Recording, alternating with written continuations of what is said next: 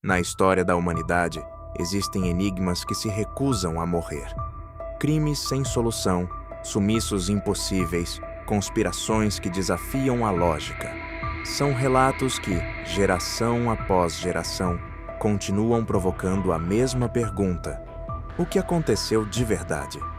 De gangsters imortais e chefes do crime derrubados em seu próprio domínio, até aviadores que se desvanecem em pleno céu e jovens que somem na floresta sem deixar rastro. Essas histórias compartilham um fio comum. Todas deixam para trás um vazio de certezas e um excesso de boatos. Hoje vamos mergulhar em 7 desses casos. 7 episódios onde o oficial e o inexplicável se cruzam, onde a verdade parece estar sempre ao alcance da mão, mas escapa como fumaça. John Dillinger, o inimigo público. Número 1. Em tempos de desespero, surgem figuras capazes de encarnar tanto o medo quanto o fascínio coletivo. Durante a Grande Depressão, quando milhões de americanos enfrentavam filas por um prato de sopa e as fábricas fechavam em um ritmo implacável, a confiança nas instituições desmoronava. Os bancos, que haviam devorado as economias de famílias inteiras antes de colapsar, eram vistos como vilões poderosos e inalcançáveis. Nesse clima de fúria e resignação, os criminosos que ousavam desafiá-los passaram a ser vistos com uma mistura perigosa de temor e admiração. De todos esses homens, nenhum brilhou com tanta força, ou queimou de forma tão violenta, quanto John Dillinger, o homem que o recém-fortalecido F.B. Brown batizou com um título tão contundente quanto inesquecível: Inimigo Público número 1. Entre 1933 e 1934, Dillinger e seu bando transformaram o meio-oeste americano em um palco de perseguições cinematográficas. Não eram ladrões amadores. Seus assaltos pareciam coreografados, com movimentos rápidos, precisão cirúrgica e um domínio absoluto do terreno. Entravam nos bancos armados, controlavam a multidão com firmeza e escapavam antes que a polícia pudesse reagir.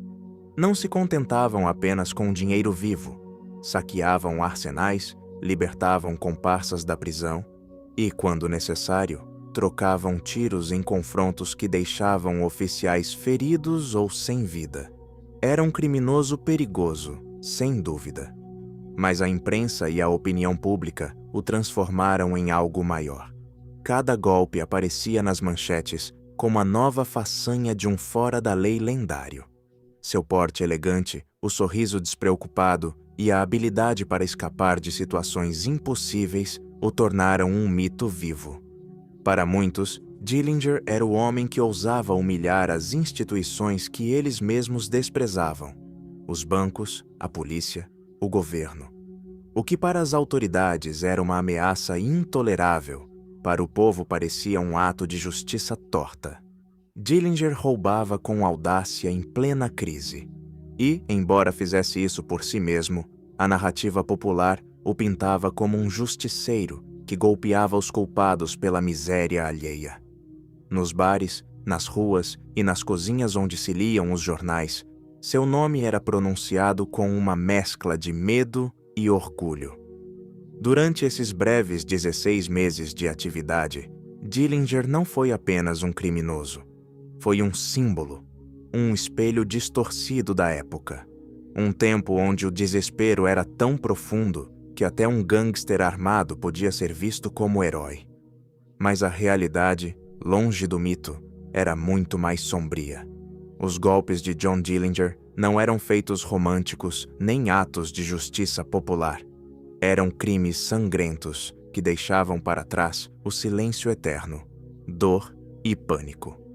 Atribuem-se a ele pelo menos 10 vidas perdidas, a maioria de agentes da lei e dezenas de feridos. Cada assalto, por mais espetacular que parecesse nos jornais, era na verdade um episódio de violência brutal. A diferença é que a imprensa raramente mostrava o sangue nas calçadas. Preferia a imagem do bandido elegante que desafiava o sistema. Para J. Edgar Hoover, diretor do jovem FBI. A ameaça de Dillinger não era apenas delitiva, era pessoal. Hoover entendia que a figura do gangster, admirado nos bares, nas cozinhas e nas manchetes, minava a credibilidade da autoridade.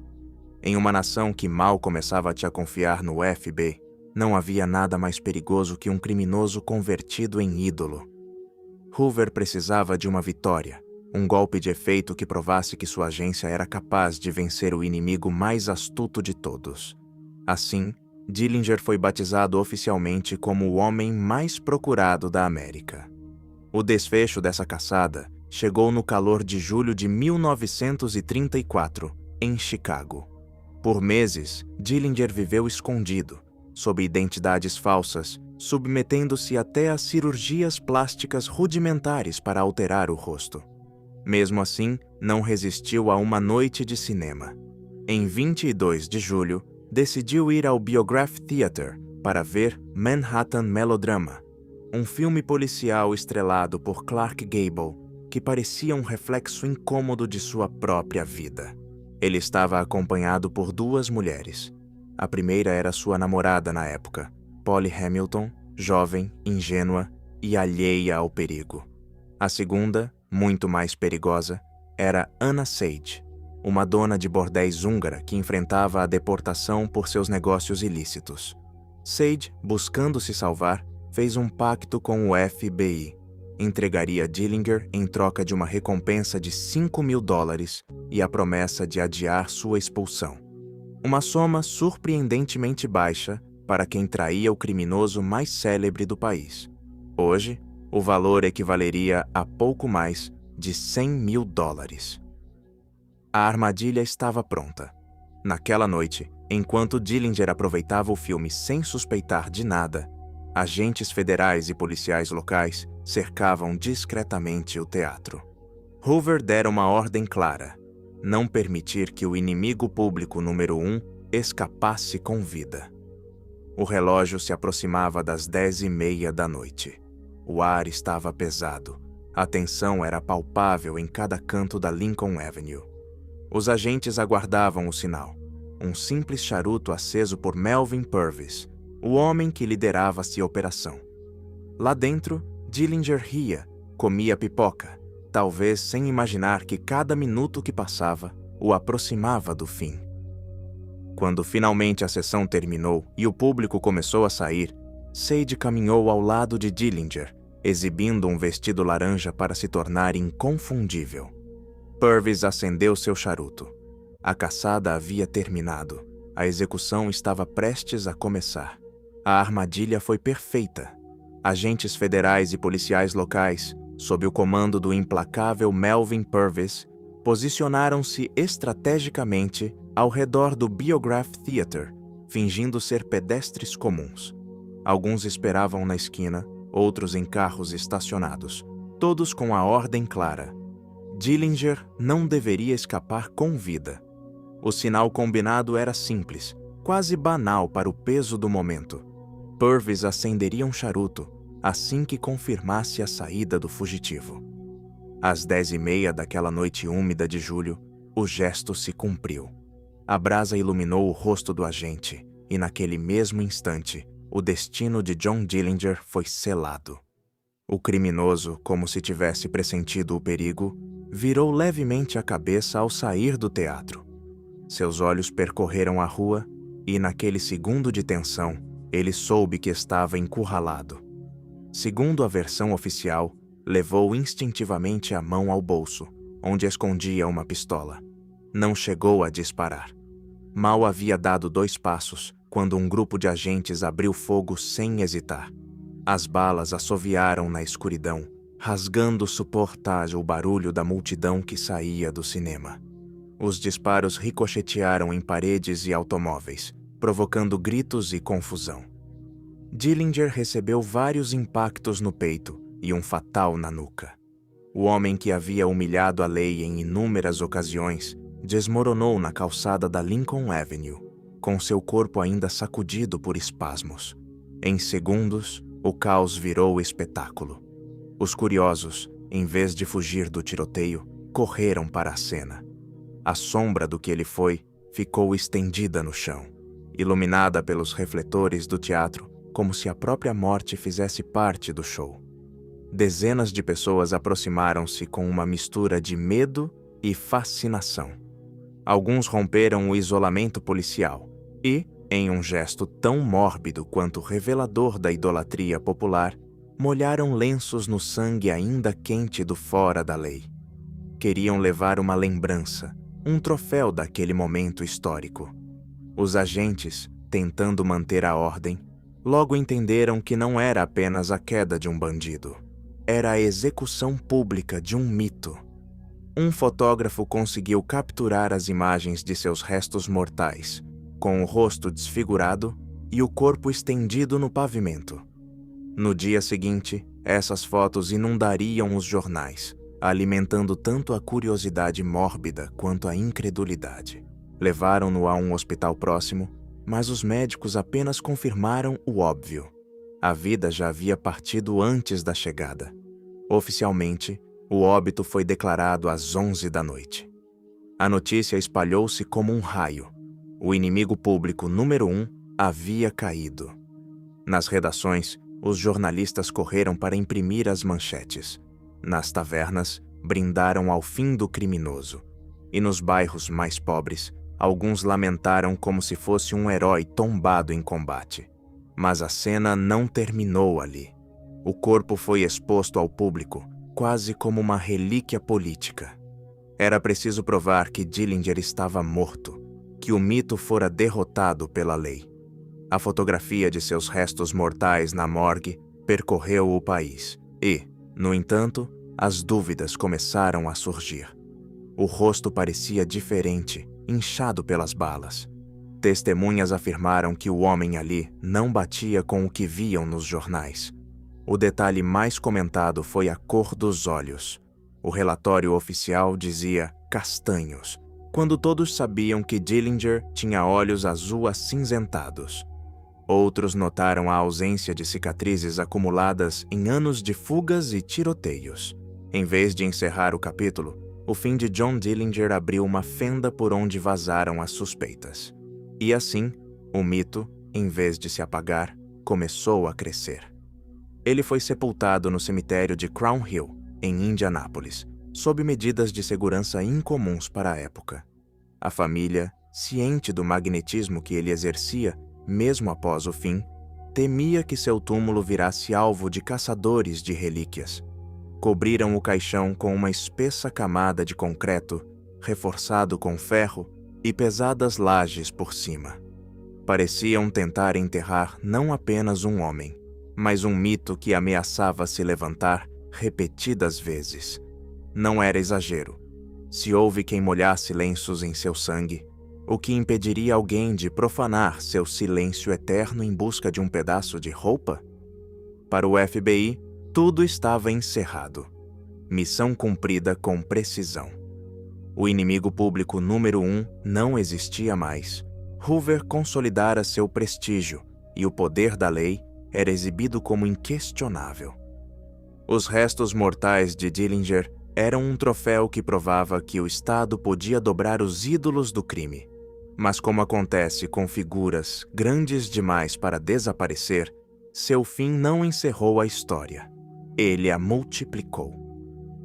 Os boatos começaram de imediato, alimentados por inconsistências e pela necessidade popular de manter a lenda viva.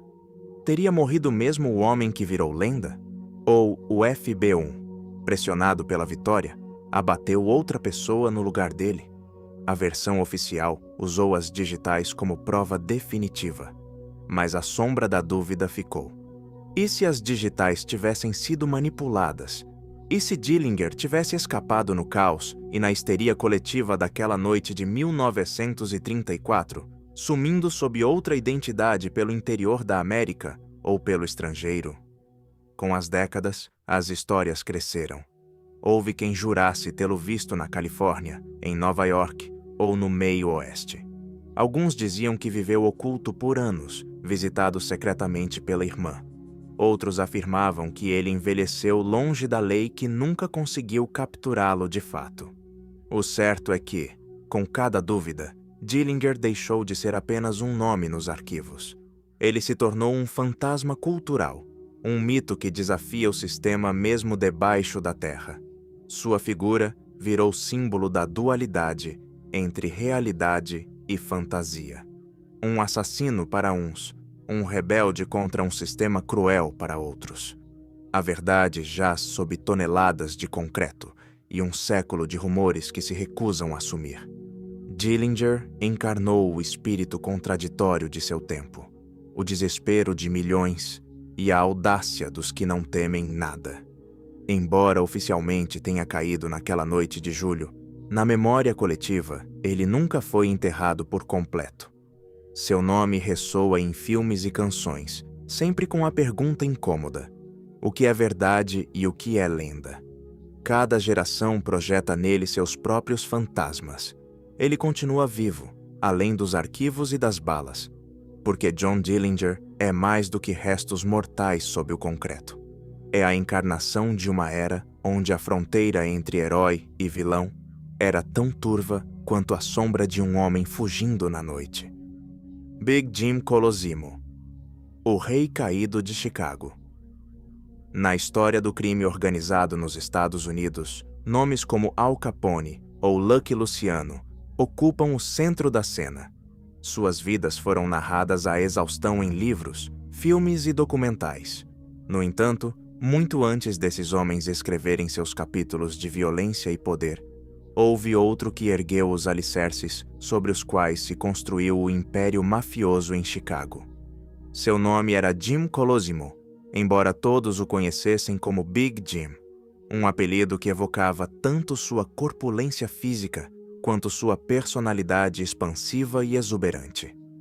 Durante quase 2 décadas, Colosimo foi o senhor absoluto do submundo da cidade, o homem que transformou o vício em uma indústria lucrativa. E como costuma acontecer com quem chega alto demais, sua queda seria tão espetacular quanto sua ascensão. Ele nasceu na Calábria, Itália, em 1878, e como milhares de imigrantes da época, cruzou o oceano em busca de oportunidades.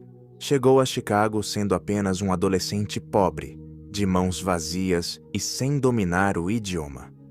Seus primeiros passos na cidade estiveram muito longe do luxo que o cercaria depois. Trabalhou como engraxate, varredor de ruas e cavalariço. Também, de vez em quando, cometia pequenos furtos para sobreviver. Mas havia algo que o diferenciava de outros imigrantes mergulhados na miséria. Uma ambição feroz, uma vontade inabalável de não ficar à margem e um instinto quase animal para farejar o poder. Big Jim compreendeu rápido que, em Chicago, a política e o crime não eram inimigos, mas sócios. Enquanto outros imigrantes lutavam apenas pela subsistência, ele começou a abrir caminho nos bairros italianos com pequenos negócios ilícitos, apostas clandestinas, jogos de cartas e venda de álcool sem licença. Esse mundo o conectou aos políticos corruptos que controlavam a cidade. E Colosimo soube transitar entre eles como peixe na água.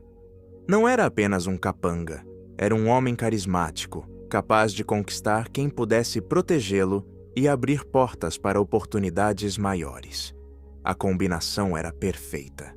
Seu físico imponente, o sorriso fácil e a habilidade para prestar favores o transformaram em alguém querido por uns e temido por outros. Cada movimento o aproximava mais do topo. Não demorou para se tornar um intermediário entre o crime e a política, alguém que sabia como lubrificar as engrenagens da corrupção com dinheiro, favores e silêncios comprados. A subida havia começado. O que começou com apostas de rua, logo cresceria até tornar Colosimo o grande pioneiro do crime organizado em Chicago. O homem que controlaria bordéis, bares, restaurantes e toda uma rede de negócios escusos que fizeram da cidade um reino sob seu domínio. No início do século XX, Colosimo já havia se casado com Victoria Moresco, uma das madames mais influentes de Chicago. Dona de várias casas, Ela abriu as portas do negócio do vício em larga escala. E ele trouxe o que ela não tinha: a ambição desmedida e os contatos políticos que logo garantiram proteção oficial. A união foi mais que um casamento, foi um pacto de poder. Juntos, teceram uma rede que transformaria Big Jim em algo mais que um simples cafetão. Fizeram dele o czar indiscutível do submundo local. Sob seu comando, a cidade começou a se encher de prostíbulos, casas de apostas e bares clandestinos. Não eram operações pequenas, mas uma verdadeira engrenagem comercial que funcionava como um império paralelo. Cada dólar que entrava estava protegido por policiais comprados e políticos locais, que, com prazer, aceitavam o dinheiro de Big Jim em troca de fechar os olhos para suas atividades. Enquanto sua riqueza aumentava, seu estilo de vida acompanhava o ritmo. Colosimo não era um homem de passar despercebido. Pelo contrário, vivia para exibir o seu sucesso. Cobria-se com ternos sob medida, usava anéis enormes e correntes de ouro, e gostava tanto de diamantes que a cidade o apelidou de Diamond Jim. Sua figura era impossível de ignorar. Um homem corpulento, sempre sorridente, cercado de luxo e bajuladores. Em 1910, deu o passo definitivo rumo à legitimidade social. Inaugurou sua grande obra pessoal, o Colosimus Café, um restaurante e cabaré na South Wabash Avenue, que se tornou o epicentro da vida noturna em Chicago. Era um lugar luxuoso, com lustres de cristal, colunas de mármore e um ambiente que misturava o melhor de dois mundos: o glamour da alta sociedade e a crueza do submundo. Ali sentavam-se juízes, empresários e celebridades, dividindo espaço com bandidos, políticos corruptos e figuras do crime. O Colosimus Café era mais que um restaurante. Era um palco. Big Jim, sentado em uma mesa central, agia como um monarca sem coroa, dono da noite e dos negócios. Dali, comandava reuniões, fechava acordos e expandia sua influência. Quem quisesse prosperar em Chicago, cedo ou tarde, teria que cruzar as portas do seu café. Para muitos imigrantes italianos, Colosimo era a prova de que na América era possível chegar ao topo, mesmo que o caminho fosse pavimentado pelo crime. Para outros, era a encarnação de um problema maior: a fusão absoluta entre política e corrupção, que permitia a homens como ele governar a cidade a partir das sombras. Com cada banquete, cada taça de champanhe e cada noite de música em seu cabaré, Big Jim consolidava não só seu poder, mas também sua imagem, a do homem que tinha tudo e que não temia mostrar ao mundo. Mas nenhum reinado dura para sempre. E o de Big Jim Colosimo estava prestes a enfrentar o maior dos testes. Com a chegada da Lei Seca, em 1920, os Estados Unidos entraram em uma era de proibição que, longe de frear o consumo, transformou o álcool no negócio ilegal mais lucrativo da história. A demanda era infinita. Bares clandestinos e cidadãos comuns buscavam desesperadamente qualquer garrafa disponível. As margens de lucro eram tão colossais que prometiam transformar qualquer um em milionário. Johnny Torrio, sobrinho de consideração de Colosimo e seu braço direito, entendeu isso na hora. Torrio era ambicioso, calculista e tinha uma visão clara. O futuro estava no contrabando. Insistia que a organização deveria mergulhar no tráfico de bebidas, abrir rotas de transporte e dominar a distribuição em Chicago. Mas Big Jim não via da mesma forma. Para ele, o topo já havia sido alcançado. Seus bordéis, suas apostas e seu luxuoso café rendiam mais dinheiro do que ele podia gastar. Arriscar tudo enfrentando o Sapartiat, o governo federal, lhe parecia um erro fatal. Essa divergência de visão abriu a primeira rachadura em seu império. Colosimo estava satisfeito. Torrio, por outro lado, enxergava um obstáculo que precisava ser removido. Como se não bastasse, Os problemas pessoais de Big Jim começaram a jogar contra ele. Naquele mesmo ano de 1920, ele se divorciou de Victoria Moresco, a mulher com quem construiu sua fortuna e que ainda mantinha influência nos círculos do crime. Apenas meses depois, casou-se com Daya Winter, uma jovem e atraente cantora de cabaré que despertou o ciúme e o desprezo de muitos na velha guarda de Colosimo. Essa reviravolta repentina não apenas deixou Moresco ferida e ressentida, mas enfraqueceu os laços familiares e políticos que serviram de escudo por 2 décadas. Antigos aliados passaram a vê-lo com desconfiança. No lugar de um líder forte e vigilante, enxergavam um homem que desfrutava demais de seus luxos, mais preocupado em agradar a nova esposa do que em reforçar os alicerces de seu império. A combinação foi letal, uma oportunidade criminosa gigantesca que Colosimo ignorou, um sócio ambicioso que desejava mais e uma rede de alianças corroída por mudanças pessoais. Nessas circunstâncias, a queda de Big Jim deixou de ser uma possibilidade remota para se tornar apenas uma questão de tempo. A queda se precipitou em 11 de maio de 1920. Naquela tarde, Big Jim Colosimo foi, como tantas outras vezes, ao seu majestoso café. Disse à jovem esposa que precisava atender um misterioso assunto de negócios e que chegaria tarde para o jantar. O restaurante estava fechado entre turnos, sem clientela e com apenas alguns funcionários no local. Colosimo, imponente em seu andar e confiante como sempre, cruzou os corredores silenciosos do estabelecimento. O eco de seus passos no mármore parecia anunciar o desfecho. Ele se instalou em seu escritório, esperando por um visitante que jamais apareceu. Os minutos passaram. A calma do lugar só era interrompida por ruídos distantes vindos da cozinha. Impaciente, Big Jim decidiu sair para verificar se o convidado já se encontrava no salão. Nesse momento, vindo da penumbra, um homem surgiu em silêncio. Um clarão metálico e, então, um disparo seco ecoou no vazio do restaurante. A bala perfurou a base do crânio, derrubando o rei do submundo de Chicago instantaneamente. Big Jim desabou sobre o chão de mármore, sem tempo sequer para esboçar reação. O monarca do crime não pronunciou uma única palavra. Seu reinado terminou em 1 segundo. O executor desapareceu sem ser visto, deixando para trás um silêncio mais pesado que o próprio disparo. Minutos depois, os funcionários encontraram o vulto sem vida de seu patrão. A cena era impactante.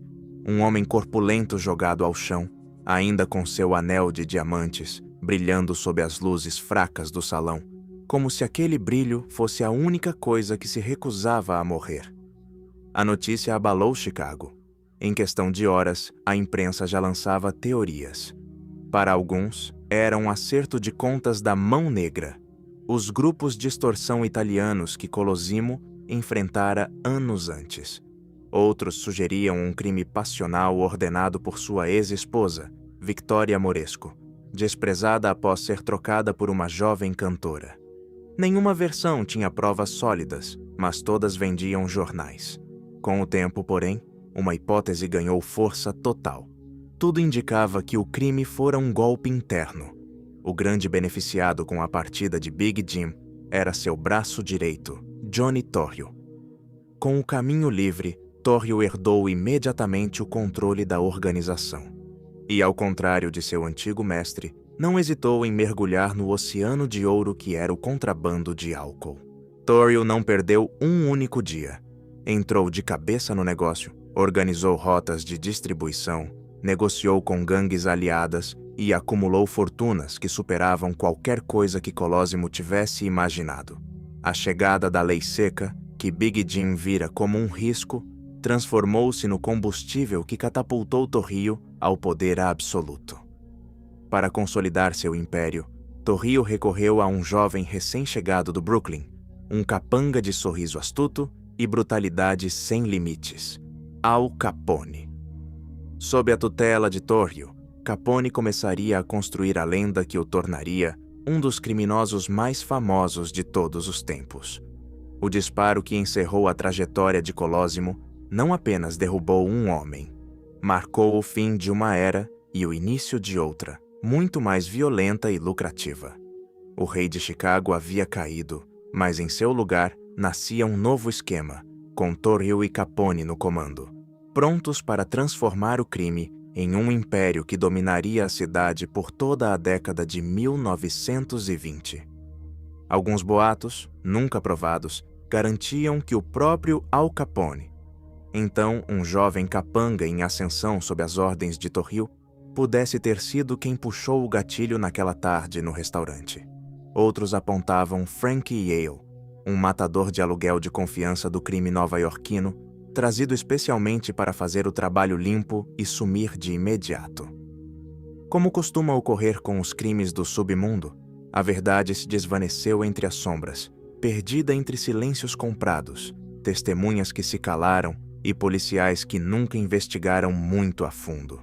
O único resultado claro foi o seguinte: com a partida de Big Jim Colosimo, uma era terminou e outra, muito mais brutal, começou. A Chicago dos bordéis e jantares de gala deu lugar à Chicago do contrabando, dos tiroteios em plena rua e das guerras sangrentas pelo controle do álcool. O funeral de Big Jim esteve à altura de seu personagem. Foi um espetáculo de ostentação, digno de um monarca caído. Milhares de pessoas se acotovelaram para desfilar diante de seu esquife, ricamente adornado com coroas, arranjos florais e velas. O homem que em vida exibira diamantes e ternos caros, partia cercado de luxo, como se, mesmo na morte, precisasse reafirmar sua grandeza. O encarregado de organizar cada detalhe foi Johnny Torrio.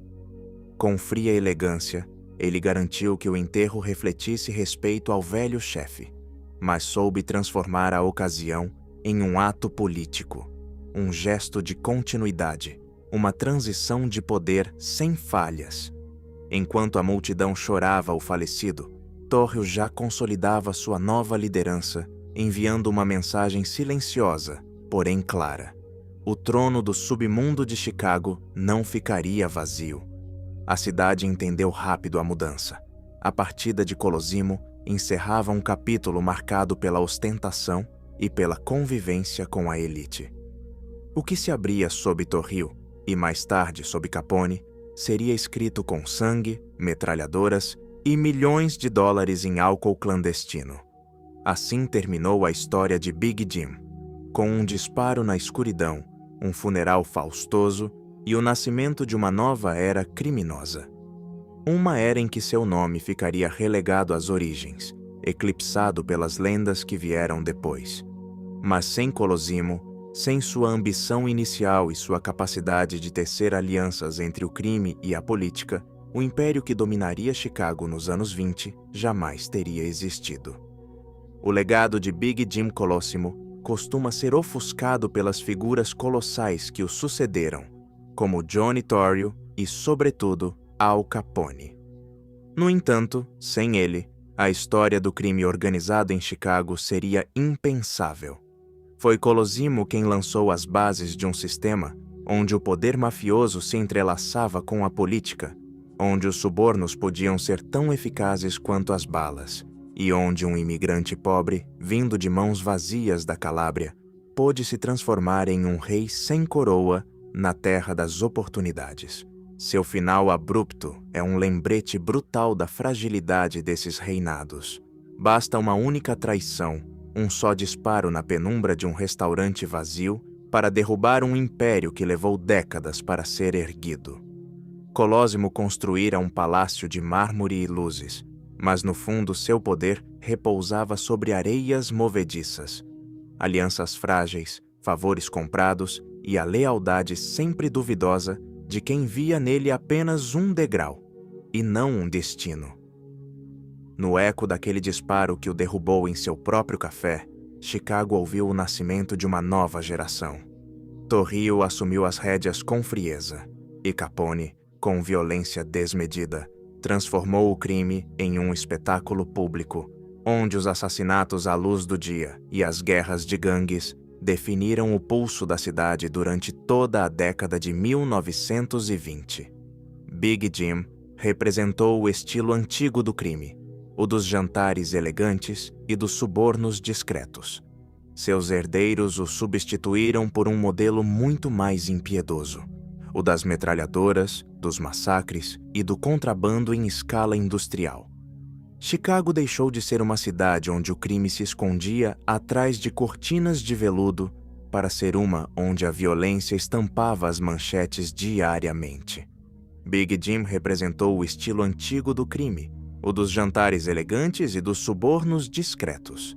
Seus herdeiros o substituíram por um modelo muito mais impiedoso, o das metralhadoras, dos massacres e do contrabando em escala industrial.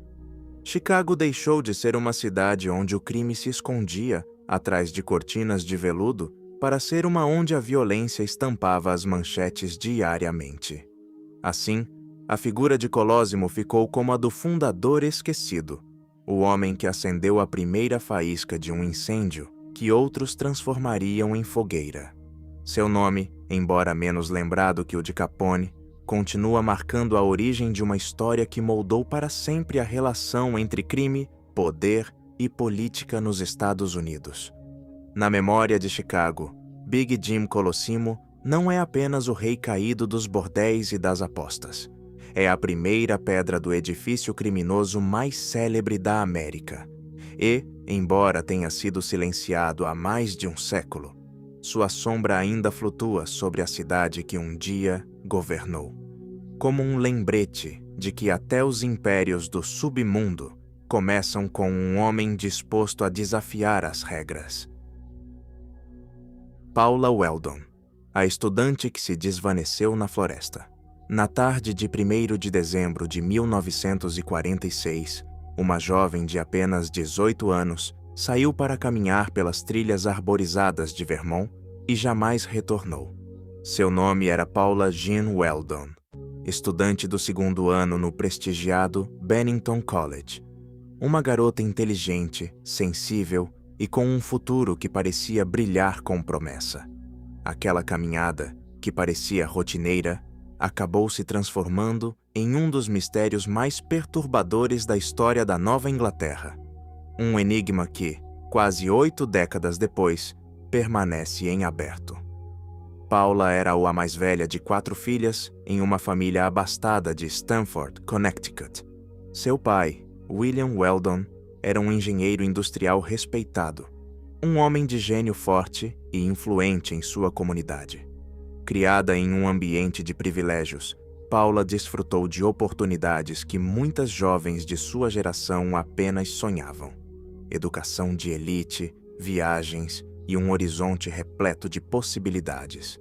No entanto, nas semanas anteriores ao seu sumiço, algo parecia pesar sobre ela. Quem convivia com a jovem notou uma mudança de humor. Estava mais calada, distante, como se carregasse um fardo invisível. Suas colegas de quarto mencionaram uma melancolia incomum. Houve até uma discussão com o pai sobre um rapaz com quem ela saía e que ele reprovava totalmente. Essa tensão foi o bastante para que Paula decidisse ficar no campus durante o dia de Ação de Graças, em vez de voltar para casa com a família, como fizeram quase todas as outras alunas. No domingo seguinte ao feriado, Paula buscou se distrair com algo simples, um passeio ao ar livre. Vestia um casaco vermelho chamativo, calça jeans e tênis. Não levava dinheiro, nem mantimentos, nem troca de roupa. Não havia nada que indicasse um plano de viagem ou uma fuga premeditada. Sua saída parecia a decisão espontânea de uma estudante que precisava arejar a mente. Mas aquela peça vermelha, que em qualquer outro contexto seria um detalhe irrelevante, logo se tornaria um símbolo inquietante, pois foi a última coisa que várias pessoas lembraram de ter visto na figura de uma moça caminhando sozinha em direção à mata, antes de se desvanecer para sempre. O domingo do seu desaparecimento transcorria, na aparência, como qualquer outro. Paula começou o dia trabalhando no refeitório estudantil do campus, cumprindo seu turno habitual. Depois, voltou ao dormitório e descansou um pouco. Nada em sua rotina dava sinais de um desfecho trágico. Por volta das 3 da tarde, disse à sua colega de quarto, Elizabeth Johnson, que pretendia sair para caminhar e espairecer. Foi algo repentino, sem planos elaborados, como quem busca fôlego antes de retomar os estudos. O intrigante é o quão pouco ela levou consigo. Paula não pegou dinheiro, nem mochila, nem mapa. Tampouco roupas extras de frio, algo chamativo considerando que era dezembro em Vermont e o cair da tarde trazia um frio implacável. Usou uma calça simples, um suéter leve e, principalmente, um casaco vermelho vibrante, que logo viraria a marca mais sombria de sua história. Ninguém sabia na época, mas essa cor chamativa seria o último rastro visível de Paula Jean Weldon. A reconstrução de seus passos veio de uma rede de testemunhas. Vizinhos a viram caminhando até a estrada principal, pedindo carona. Um empreiteiro local parou e a levou. Durante o trajeto, a conversa foi curta. Paula pediu para descer em Woodford Hollow, uma zona montanhosa perto do acesso à Long Trail, a extensa trilha que corta centenas de quilômetros das Montanhas Verdes de Vermont. Ali, seu rastro ficou mais nítido. Outros trilheiros confirmaram ter visto uma jovem de casaco vermelho que pediu orientações para seguir o caminho rumo a Glastonbury Mountain, uma área remota e pouco movimentada. Aqueles caminhantes lembraram bem da moça, sua juventude, sua determinação e o contraste do vermelho contra a paisagem cinzenta do entardecer. Recordaram também de um detalhe. Eles a avisaram que era tarde, que ela não estava preparada para uma caminhada longa e que o clima de inverno podia ser mortal em poucas horas. Paula sorriu, agradeceu o aviso e seguiu sozinha. Avançou para o norte da trilha, enquanto a luz do dia começava a sumir atrás das montanhas. O frio apertava, a mata escurecia e a solidão do caminho a envolvia. Aquela imagem, uma jovem de 18 anos entrando na floresta com um casaco vermelho, foi a última visão concreta. Depois disso, Paula Weldon sumiu no nada. Quando a noite caiu e Paula não retornou ao campus, as colegas não se assustaram de imediato. Era comum alunos ficarem até tarde na biblioteca ou dormirem no quarto de uma amiga. Ninguém imaginava que algo estivesse fora do normal, mas na manhã de segunda, quando as aulas começaram e Paula seguia ausente, a preocupação ficou insustentável. O pessoal do Bennington College notificou as autoridades e, em horas, o sumiço deixou de ser um atraso para virar uma emergência estadual. O que se seguiu foi uma das maiores operações de busca da história de Vermont. A magnitude foi inédita para a época.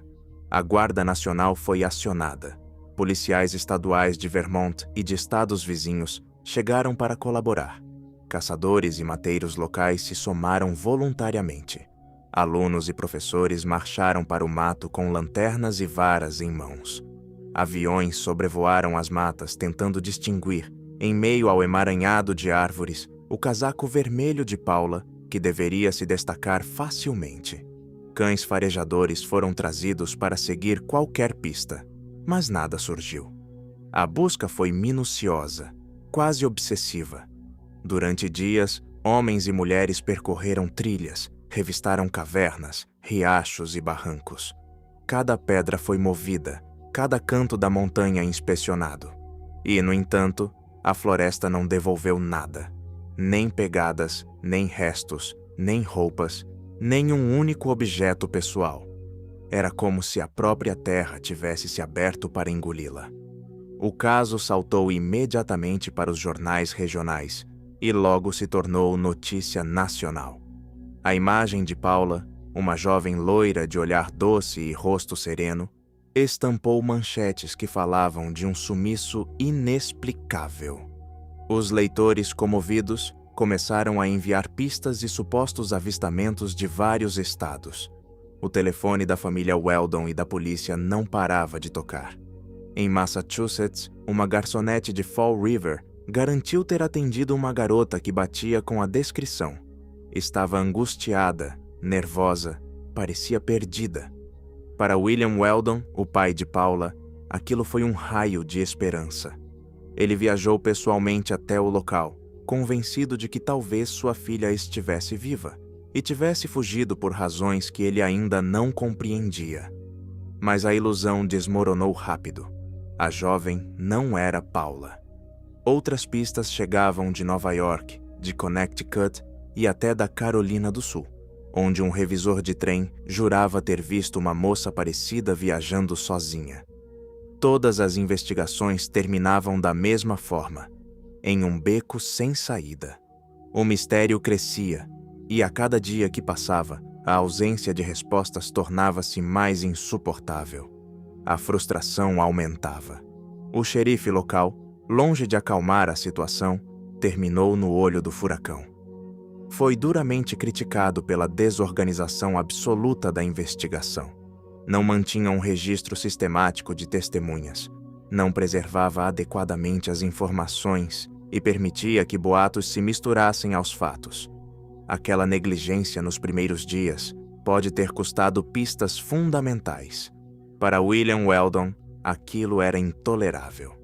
Indignado, usou sua influência para pressionar o governador de Vermont e exigir ajuda externa. Não demorou para que reforços de Connecticut e Nova York chegassem. Até o FBA foi consultado, embora a falta de evidências de um crime interestadual os impedisse de mergulhar de cabeça no caso. No meio da confusão, um nome começou a ser repetido com insistência: Fred Gadet, um lenhador local. Naquela tarde, segundo testemunhas, ele teve uma discussão violenta com sua companheira e saiu de casa enfurecido, exatamente na hora em que Paula teria passado por uma trilha próxima. Seus álibis eram inconsistentes. Primeiro diz que passou a tarde em sua cabana, depois que saíra em sua caminhonete. Mais tarde, mudou a história novamente. Cada depoimento trazia mais dúvidas do que certezas. O mais inquietante foram seus comentários em estado de embriaguez. Em mais de uma ocasião, Gadet chegou a gabar-se de saber onde estavam os restos mortais de Paula. Falava com a segurança de quem guarda um segredo macabro. No entanto, ao ser interrogado com seriedade, sempre recuava, alegando que inventara tudo para chamar a atenção. A polícia não encontrou provas físicas que o ligassem ao sumiço, mas sua sombra ficou flutuando como um fantasma incômodo sobre o caso. Uma suspeita sem solução. O tempo passou e a esperança apagou-se lentamente. O inverno instalou-se em Vermont e a neve cobriu os montes, encerrando qualquer busca ativa. Quando a primavera chegou e as equipes voltaram às trilhas, encontraram o mesmo de sempre: o vazio. Nem vestígios, nem roupas, nem sinais de luta.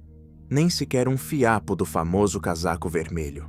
Era como se Paula Weldon tivesse se dissolvido no ar. Seu desaparecimento deixou um vácuo, não apenas para sua família, mas para todo o estado, que se viu diante de um mistério impossível. Uma universitária que saiu para caminhar e nunca mais voltou. Sem explicação, sem rastro, sem adeus. Com os anos, as teorias multiplicaram-se. A mais simples, e para alguns, a mais provável, é que Paula se perdeu e sucumbiu ao frio, pega pela noite gelada de Vermont. O seu vulto sem vida, dizem, pode ter ficado oculto em um barranco ou sob a vegetação densa, inacessível aos resgatistas. O tempo e a natureza teriam apagado qualquer rastro. Outros sustentam que ela foi vítima de um crime, um ataque no caminho por alguém que aproveitou sua vulnerabilidade. Talvez um desconhecido, talvez alguém do seu próprio convívio. Se foi assim, o responsável soube ocultar os restos mortais em um lugar remoto, o suficiente para enganar os milhares de olhos que vasculharam a montanha. Mas a teoria mais perturbadora surgiu com o tempo. A ideia de que Paula não foi um caso isolado. Entre 1945 e 1950, pelo menos 5 pessoas, desapareceram em circunstâncias similares na mesma região, sem deixar rastro.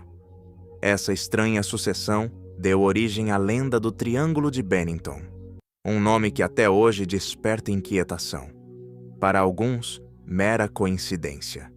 Para outros, o sinal de que naquela zona opera uma força inexplicável ou, mais provavelmente, um predador humano jamais identificado.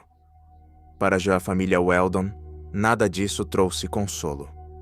Paula foi declarada falecida em ausência, mas jamais houve um desfecho real. Seu pai morreu sem respostas. Suas irmãs cresceram sob a sombra de um enigma. As fotografias que restaram mostram Paula detida no tempo, uma jovem de olhar doce, com sonhos por cumprir, congelada para sempre no mistério. Hoje, mais de 70 anos depois, o caso segue aberto nos arquivos da Polícia Estadual de Vermont. De vez em quando, surgem pedidos para usar novas tecnologias, drones ou radares. Mas a floresta, silenciosa e vasta, continua guardando seus segredos. É nesse silêncio que Paula Weldon se mantém como algo mais que uma vítima. Ela se tornou o símbolo de todos os desaparecimentos inexplicáveis. Um lembrete de quão frágil é a linha que separa a rotina da tragédia. Porque basta uma decisão simples, como sair para caminhar em uma tarde qualquer, para que uma vida inteira mergulhe no silêncio eterno. Amelia Earhart. A aviadora que se perdeu no céu. Na década de 1930, quando voar ainda era um ato carregado de perigo e aventura, uma mulher elevou-se acima das nuvens para desafiar os limites do possível. Seu nome era Amelia Earhart, e sua vida parecia moldada por recordes e audácia. Foi a primeira mulher a atravessar o Atlântico em voo solo, um ícone mundial de independência feminina, em uma época em que os céus eram território quase exclusivo dos homens. Admirada por milhões e convertida em símbolo de modernidade e coragem, Amélia não pilotava apenas aviões. Ela pilotava a imaginação de toda uma geração. Mas como ocorre com os grandes mitos, sua história é marcada por um mistério que jamais foi resolvido. Em 2 de julho de 1937, enquanto tentava dar a volta ao mundo, Amélia desapareceu sobre o imenso Oceano Pacífico, junto ao seu navegador, Fred Noonan. Nem ela, nem seu avião Lockheed Electra foram encontrados. Sua ausência transformou-se em um dos desaparecimentos mais célebres da história, um enigma que continua gerando teorias e especulações mais de 8 décadas depois. Amélia nasceu no Kansas em 1897 e, desde jovem, mostrou um espírito indomável. Na adolescência, colecionava recortes de jornais sobre mulheres que alcançavam feitos incomuns, cientistas, exploradoras, líderes sociais. Não aceitava uma vida convencional. Após a Primeira Guerra Mundial, descobriu sua paixão pela aviação e mergulhou em um mundo onde mal havia lugar para as mulheres. Seu talento e carisma logo a tornaram pioneira. Em 1928, cruzou o Atlântico como passageira. Em 1932, fez o trajeto como piloto no comando, percorrendo o oceano sozinha, em um voo que mudou a história. Não era apenas uma aviadora, era uma celebridade. Sua imagem estampava revistas, apoiava causas feministas, dava palestras, escrevia livros e tinha até uma linha de roupas inspirada em seu estilo prático e aventureiro. Para o público, a Amelia Earhart representava o futuro. Uma mulher que demonstrava que o valor e a inteligência não tinham gênero. Seu projeto mais ambicioso chegou em 1937, dar a volta ao mundo seguindo a linha do Equador, uma rota de mais de 47 mil quilômetros com paradas estratégicas. Fred Noonan, um navegador experiente, a acompanhava. A primeira parte da jornada ocorreu sem problemas, de Miami à África e ao Sudeste Asiático. Em meados de junho, já haviam percorrido mais de 3/4 do trajeto. Restava o salto mais difícil: a travessia sobre o Pacífico. Em 2 de julho, decolaram de Lé, na Papua Nova Guiné, rumo à minúscula ilha Howland, uma faixa de terra perdida na imensidão oceânica. Era uma parada crucial para reabastecer antes de seguir para o Havaí e a Califórnia. O navio Itasca, da Guarda Costeira Americana, posicionou-se junto à ilha para guiá-la via rádio. Mas algo deu errado. Conforme a manhã avançava, as transmissões de Amelia tornaram-se cada vez mais confusas. Relatava problemas para captar os sinais do Itasca e visibilidade baixa. Suas mensagens revelavam tensão. Dizia voar a 1000 pés de altura, buscava a ilha desesperadamente e avisava que o combustível estava acabando. Às 8h43 da manhã, ouviu-se sua última transmissão. Estamos na linha 157, 337. Vamos voar nesta linha até termos que pousar na água. Depois, o silêncio absoluto. O Itasca nunca estabeleceu contato visual. Tampouco achou rastros do avião. Imediatamente, começou uma operação de resgate colossal. Por mais de 2 semanas, navios, aviões e submarinos vasculharam milhares de milhas de oceano. Foi a maior busca aérea e marítima da história até então. E não acharam nada. Nem uma peça de metal, nem mancha de óleo, nem qualquer vulto sem vida. O mistério estava posto. Onde terminou Amelia Earhart? A teoria oficial sustenta que o avião, sem combustível, caiu no mar perto de Howland e afundou em águas profundas, impossíveis de rastrear na época. É a explicação mais simples, mas a ausência total de destroços alimentou uma avalanche de hipóteses alternativas. Alguns acreditam que Amelia e Noonan desviaram o rumo e pousaram de emergência na ilha Gardner, hoje Nikumaroro, a 560 quilômetros de Howland. Ali, teriam sobrevivido alguns dias ou semanas antes de mergulharem no silêncio eterno. Nos anos 40, foram encontrados restos mortais na ilha, junto com objetos de origem americana e feminina. Uma caixa de sextante, partes de calçados e frascos de cosméticos. Os ossos sumiram misteriosamente após serem enviados para Fiji, mas estudos detalhados das medições originais sugeriram que poderiam pertencer a uma mulher com a estatura de Amelia. Outra teoria, muito mais polêmica, aponta que Amelia não se perdeu acidentalmente, mas foi capturada pelos japoneses. Segundo essa versão, teria pousado nas Ilhas Marshall, controladas pelo Japão, e sido presa sob suspeita de espionagem. Fotografias antigas e relatos locais são usados como suposta prova, embora nada tenha sido confirmado. Existem ainda hipóteses mais extravagantes, desde que sobreviveu sob outra identidade, até teorias que a vinculam a acobertamentos governamentais nas tensões que antecederam a Segunda Guerra Mundial. O fato é que, apesar de décadas de investigações e buscas modernas com sonares e drones, o rastro de Amelia Earhart continua desaparecido. O sumiço da aviadora deixou um vazio enorme. Sua figura, que representava audácia e liberdade, tornou-se mito. Para alguns, Amelia partiu como viveu, desafiando limites, arriscando tudo em nome da aventura. Sua ausência perpétua é o lembrete de que até os maiores podem se perder na imensidão. Mais de 80 anos depois, cada expedição que busca seu avião revive a esperança de resolver o enigma, mas talvez o mistério seja parte inseparável de sua lenda. Amelia Earhart não foi apenas uma pioneira da aviação. Transformou-se no símbolo eterno do inalcançável, dos sonhos que voam mais alto que qualquer resposta. D.B. Cooper, o homem que saltou para o vazio.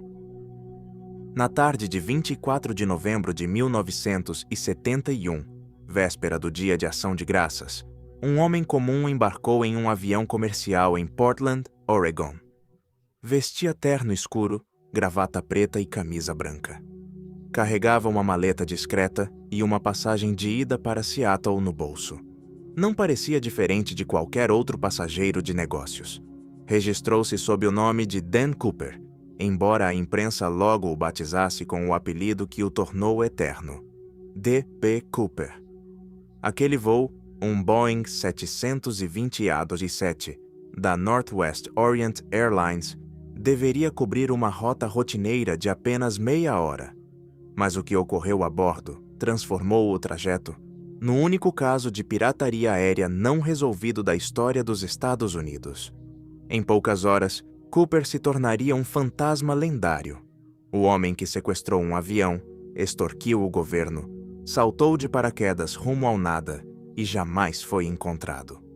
Pouco depois da decolagem, Cooper entregou um bilhete à aeromoça Florence Schaffner. Ela pensou que fosse uma tentativa de galanteio e o guardou sem ler. O homem, então, sussurrou com calma: "Senhorita, é melhor olhar esse bilhete. Eu tenho uma bomba." Dentro da maleta, ele mostrou cabos e cilindros que pareciam explosivos. Não levantou a voz. Não perdeu a compostura. Simplesmente explicou suas condições: $200 mil em notas pequenas, 4 paraquedas e um caminhão de combustível pronto em Seattle para reabastecer a aeronave. A mensagem foi transmitida às autoridades. O FBA e a companhia aérea não tiveram escolha. O risco era alto demais. Cumpriram cada exigência. Quando o avião pousou em Seattle, Cooper permitiu que os passageiros descessem em troca do dinheiro e dos paraquedas. Apenas ele e a tripulação permaneceram a bordo. O resgate lhe foi entregue em uma maleta. Em silêncio e até com cortesia, Cooper deu novas instruções. Queria voar em direção ao México, em baixa altitude e velocidade reduzida. O Boeing decolou novamente no meio de uma noite chuvosa. Enquanto o avião cruzava o céu do noroeste americano, Cooper permanecia sereno, bebendo uísque e fumando cigarros Raleigh. Em certo momento, ele se dirigiu à parte traseira e ordenou que a tripulação se trancasse na cabine. Pouco depois, a luz de sinalização da escada traseira acendeu. Um dispositivo raro que permitia descer do avião em pleno voo. Às 8h13 da noite, os instrumentos detectaram uma mudança brusca de pressão. Alguém havia aberto a comporta e saltado para o vazio. Quando o avião finalmente pousou em Reno, Nevada, Cooper não estava mais lá. Ele havia se lançado em meio à tempestade, com um paraquedas rudimentário, carregando uma maleta com $200 mil em dinheiro vivo, sobre um terreno montanhoso e gélido. Ninguém nunca mais o viu. A investigação que se seguiu foi gigantesca. Agentes do FBI, policiais estaduais, mateiros e até militares vasculharam florestas, rios e montanhas em busca do fugitivo. Nenhum rastro surgiu, nenhum vulto sem vida, nenhum paraquedas, nem uma nota sequer. Era como se o homem tivesse se dissolvido no ar. Com os anos, pequenas peças do quebra-cabeça começaram a aparecer. Em 1980, um menino que brincava perto do rio Columbia encontrou 3 maços de notas enterrados na areia. Eram parte do resgate entregue a Cooper, confirmados pelos números de série. Mas além desse achado, o resto do dinheiro nunca foi recuperado. A falta de pistas deu vida a inúmeras teorias. Alguns acreditam que Cooper mergulhou no silêncio eterno, logo no salto, perdido na floresta, incapaz de sobreviver à noite gelada e ao terreno hostil. Outros sustentam que ele era um paraquedista experiente que planejou tudo com precisão e conseguiu escapar, ocultando sua identidade para sempre. Dezenas de suspeitos foram investigados. Veteranos de guerra, criminosos comuns, inclusive um homem chamado Richard McCoy, que tentou um sequestro similar meses depois. Nenhum pôde ser identificado com certeza como Cooper. O mistério só cresceu com o tempo. O FBI recebeu centenas de confissões falsas, pessoas que garantiam ser o fugitivo em busca de notoriedade ou apenas brincando com a lenda. O caso tornou-se parte da cultura popular, com livros e filmes mantendo vivo o mito do homem que desapareceu nas nuvens. Em 2016, após 45 anos de investigação, o FBI encerrou oficialmente o caso, admitindo não haver provas suficientes para resolvê-lo. No entanto, a figura de D.B. Cooper continua flutuando no imaginário coletivo como um símbolo de desafio. Foi um criminoso, sim, mas também um enigma que humilhou a agência mais poderosa do país e sumiu sem deixar rastro. Hoje, meio século depois, a pergunta permanece intacta. Cooper sobreviveu ao seu salto impossível? Vive ainda, sob outro nome, lembrando da noite em que enganou o mundo? Ou, como muitos suspeitam, seus restos mortais jazem em algum canto remoto, devorados pela natureza, guardando para sempre o segredo de sua identidade? O caso de D.B. Cooper não é apenas um sumiço. É a última grande história de um fantasma moderno. Um homem sem passado nem futuro conhecido, que se tornou lenda com um salto em direção à escuridão. A família Sodder, as crianças que se desvaneceram na véspera de Natal. A véspera de Natal de 1945, em Fayetteville, Virgínia Ocidental, deveria ser uma celebração simples para a família Sodder. George e Jenny, imigrantes italianos, viviam em uma grande casa de 2 andares com seus 10 filhos, no que parecia a tradução do sonho americano. A guerra terminara havia poucos meses e, embora o mundo ainda se recuperasse, a família se preparava para festejar com alegria o fim de um ano difícil. A árvore estava decorada, as crianças brincavam e a lareira estalava em meio ao inverno. Mas naquela noite, a paz foi quebrada de forma brutal. Quando os sinos marcaram a meia-noite, a casa do Sodder foi devorada pelas chamas. George e Jenny conseguiram escapar com parte de seus filhos, mas 5 deles, Maurice, Martha, Louis, Jenny e Betty, entre 5 e 14 anos, ficaram presos no interior. Ou ao menos, foi isso que todos acreditaram. O incêndio se propagou com uma rapidez incomum. Em menos de 1 hora, a residência estava reduzida a cinzas. George tentou desesperadamente salvar as crianças que haviam ficado dentro, mas tudo parecia estar contra ele. O caminhão da família, que pretendia usar para quebrar uma parede e entrar, misteriosamente não pegou. A água do barril congelado não pôde ser usada. Nem sequer a escada que sempre apoiavam contra a fachada estava no lugar. Havia desaparecido. Era como se uma força invisível garantisse que as tentativas de resgate fracassassem. Quando o fogo se extinguiu, o detalhe mais estranho começou a se revelar. Entre os escombros não havia restos mortais.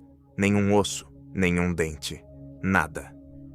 Os bombeiros alegaram que o calor do fogo fora tão intenso que calcinou os corpos por completo. Mas especialistas consultados pela família asseguraram que, mesmo em incêndios muito mais longos e violentos, sempre restam fragmentos. Como 5 vidas poderiam ter mergulhado no silêncio eterno sem deixar rastro? A investigação oficial determinou que o incêndio se deveu a uma falha elétrica. O caso parecia encerrado. Mas George e Jenny não aceitaram essa conclusão. Havia inconsistências demais. Por exemplo, as luzes da casa permaneceram acesas até que as chamas atingissem os cabos, o que contrariava a teoria de um curto-circuito. Além disso, o operador da central de bombeiros atrasou o aviso e a equipe demorou quase 8 horas para chegar, quando já não restava nada para salvar. Com o tempo, surgiram boatos inquietantes. Os Sodder eram originários da Sardenha e George era um crítico ferrenho de Mussolini, o que lhe rendeu inimigos na comunidade italiana local. Poderia o incêndio ter sido um ato de vingança política? Alguns vizinhos recordaram ter visto um desconhecido vigiando as crianças dias antes do sinistro.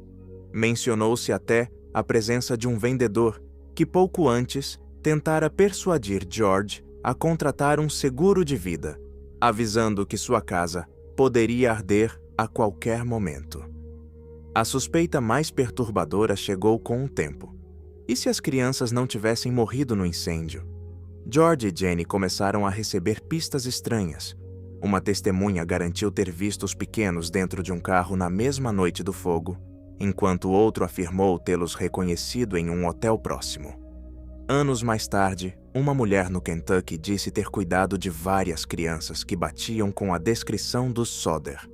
O caso tornou-se ainda mais misterioso em 1947, quando a família instalou um enorme outdoor na estrada com fotografias dos 5 filhos desaparecidos e a pergunta que atormentava os pais: onde estão nossos filhos? Durante décadas, aquele cartaz foi o símbolo de desespero e resistência, visível para todos que passavam pela zona. Em 1967, Jenny Sodder recebeu pelo correio uma fotografia em preto e branco de um homem jovem. No verso, havia uma nota: Louis Sodder, amo meu irmão Frank, há 9132. O retrato mostrava alguém com uma semelhança inegável com o filho perdido, mas a família nunca pôde confirmar a autenticidade. Era realmente Louis, agora adulto e ainda vivo? Ou um engano cruel? A verdade jamais foi revelada. George morreu em 1969 e Jenny em 1989, sem saber o que ocorrera naquela noite. Nunca pararam de buscar. Nunca aceitaram que seus filhos fossem apenas uma sombra do que foram naquele incêndio. Para eles, as provas eram claras. Algo ou alguém os havia levado. Hoje, o caso das crianças Sodder segue como um dos mistérios familiares mais avassaladores dos Estados Unidos. Entre teorias de sequestro, conspirações políticas e negligências, a história oscila entre a tragédia e o enigma.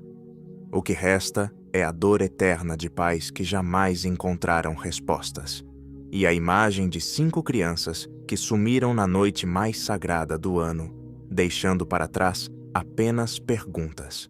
A colônia perdida de Roanoke, o mistério que marcou a América. Muito antes de os Estados Unidos existirem, quando o Novo Mundo era um território mal explorado pelos europeus, um grupo de homens, mulheres e crianças partiu da Inglaterra com a esperança de fundar uma colônia estável. Era 1587. Sob o patrocínio de Sir Walter Raleigh, zarparam rumo à ilha de Roanoke, com o sonho de construir uma nova vida em terras virgens. Eram 115 colonos, artesãos, agricultores e famílias inteiras em busca de prosperidade. Entre eles estava Eleanor Dare, filha do governador John White, que pouco depois daria à luz a primeira criança inglesa nascida na América. Virginia Dare, um símbolo de esperança e futuro. Tudo parecia anunciar um começo promissor. Mas o que ocorreu nos meses seguintes se tornaria o primeiro grande enigma da história colonial americana.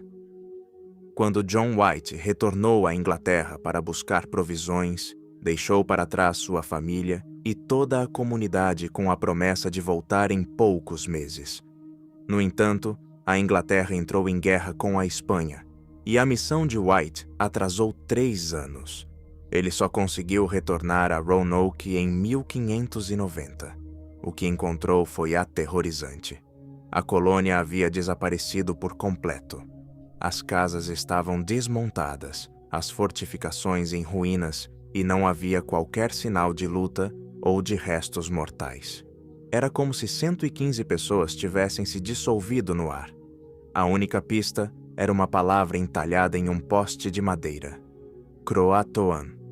White interpretou que os colonos haviam se mudado para a ilha Croatoan, hoje Hatteras, habitada por nativos aliados. Mas uma tempestade o obrigou a recuar antes de investigar, e ele nunca mais conseguiu organizar outra expedição. Assim nasceu o mito da colônia perdida de Roanoke. Com o tempo, múltiplas teorias tentaram explicar o destino daqueles colonos. Uma hipótese sustenta que foram absorvidos por tribos locais, misturando-se aos povos indígenas e desaparecendo como comunidade inglesa. Alguns registros posteriores mencionam tribos que falavam um inglês rudimentar ou tinham membros com traços europeus, o que reforça essa possibilidade. Outra teoria aponta para um destino mais sombrio, que os colonos foram massacrados por grupos hostis. No entanto, a ausência de vultos sem vida ou sinais de violência contradiz essa versão. Também sugeriu-se que morreram de fome ou doenças e que seus vestígios foram sepultados ou devorados pela natureza, mergulhando no silêncio eterno. Em séculos posteriores, o mistério só cresceu. Exploradores, historiadores e arqueólogos buscaram sem cessar pistas da colônia perdida. Acharam fragmentos de cerâmica, ferramentas e objetos europeus em distintas áreas, sugerindo que ao menos alguns colonos se integraram a comunidades indígenas. Mas nenhuma prova definitiva respondeu à pergunta principal: o que aconteceu com as famílias de Roanoke? Além dos fatos, o desaparecimento adquiriu um caráter quase mítico. A palavra Croatoan tornou-se símbolo do inexplicável, reaparecendo inclusive em outros episódios misteriosos da história americana. No século XIX, dizem que o escritor Edgar Allan Poe, em seu leito de morte, teria pronunciado essa mesma palavra como seu último suspiro, alimentando ainda mais a lenda. Hoje, mais de 400 anos depois, Roanoke continua sendo um enigma sem solução. A colônia perdida representa o lado obscuro da aventura, o preço do sonho de conquistar terras desconhecidas e a fragilidade das esperanças humanas diante do incontrolável. Dos 115 colonos que partiram com ilusão, não resta nenhum nome escrito além daquela palavra entalhada na madeira. Uma só palavra que, como um eco enigmático, atravessou os séculos e continua desafiando historiadores, arqueólogos e sonhadores. Croatoan. 7 histórias. 7 enigmas que atravessam o tempo como cicatrizes abertas. Dos disparos que derrubaram John Dillinger na calçada de um cinema, ao eco de uma única palavra entalhada na madeira de Roanoke. Cada relato nos lembra que, embora busquemos certezas, o mistério é parte inseparável da condição humana. Dillinger realmente morreu naquela noite ou escapou disfarçado pelas sombras? Quem puxou o gatilho contra Big Jim Colosimo em seu próprio restaurante? Que destino aguardava Paula Weldon nas florestas de Vermont? Amelia Earhart afundou no oceano ou sobreviveu em um lugar esquecido? Para onde foi D.B. Cooper depois de saltar para o vazio? Os filhos do Sodder desapareceram no fogo ou foram levados por mãos invisíveis? E que segredo a palavra Croatoan ainda guarda nos anais da história? Os enigmas perduram porque nos obrigam a olhar além dos fatos. Convidam-nos a questionar o oficial, a suspeitar do improvável e, por vezes, a aceitar que a verdade pode ser mais esquiva que qualquer ficção. Mas o importante não é apenas o que se perdeu, e sim o que fica. Histórias que continuam vivas, capazes de fascinar, inquietar e despertar a imaginação mesmo séculos depois. Se estas histórias prenderam você, compartilhe-as com alguém que aprecie grandes mistérios. Conte para nós. Qual caso você acredita que esconde a verdade mais perturbadora?